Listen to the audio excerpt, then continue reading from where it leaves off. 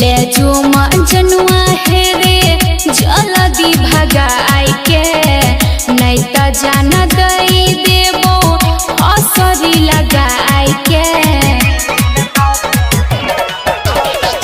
ले जो जनुआ है रे जल्दी भगाई के नहीं त जान दई देबो असरी लगाई के।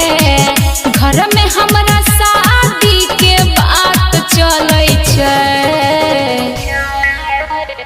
पहता चलल छै हमरो रोशनी गई चिन्ता से देह गलै छै गे रोशनी। पहता चलल छै हमरो रोशनी गई चिन्ता से देह गलै छै।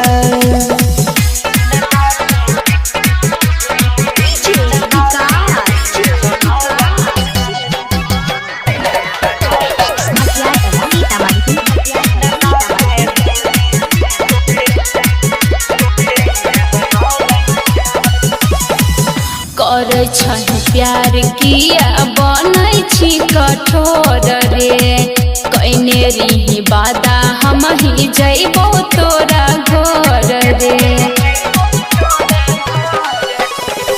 चल गेलै हमरो करे जहबा पछुरी गई बुझै नै छी दुख हमरा कोनो हम जबूरी गई। गाँव घर के लोगवा देखी देखी जलै छै, पहता लगल छै हमरो रोशनी गई चिन्ता से देह गलै छै गे रोशनी। पहता चलल छै जब से हमरो गई चिन्ता से देह गलै छै।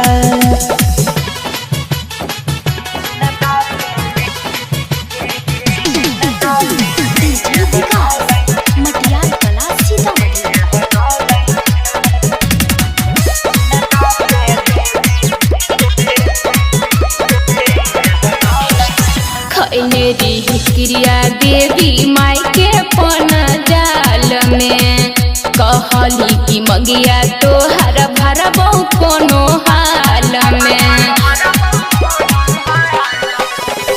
साथ नहीं देलकै हो मरई हो तोह कदीर के देखली है फोटो तोरे छौई करे दबह चीर के।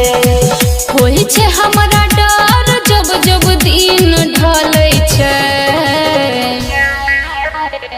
पहता चलल छै गे महनी सब के चिन्ता से देह गलै छै गे रोशनी।